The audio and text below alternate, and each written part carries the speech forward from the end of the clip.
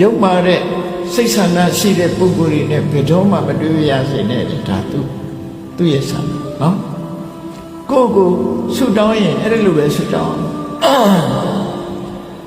ရုပ်မာတဲ့စိတ်ဆန္ဒရှိတဲ့ပုဂ္ဂိုလ်တွေနဲ့ဘယ်တော့မှမဆုံမရစေနဲ့ဒါဖြင့်ပါပိဿရုပ်မာတဲ့စိတ်ဆန္ဒရှိတဲ့ပုဂ္ဂိုလ်ဆိုတာဘာ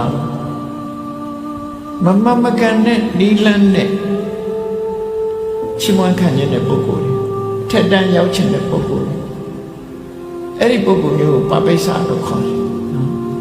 ကိုယ်မတကယ်အရေးချင်းမရှိပဲနဲ့အထက်တန်းကိုတက်ချင်တယ်အရေးချင်းရှိအောင်မလုပ်ပဲနဲ့ဖြတ်လန်းကနေလုပ်တယ်အဲ့ဒီလိုပုဂ္ဂိုလ်တွေဟာမကန်နဲ့အောက်တန်းကျတဲ့စိတ်ဓာတ်တွေရှိတယ်လို့သူတို့ဆိုလို့ပေါ့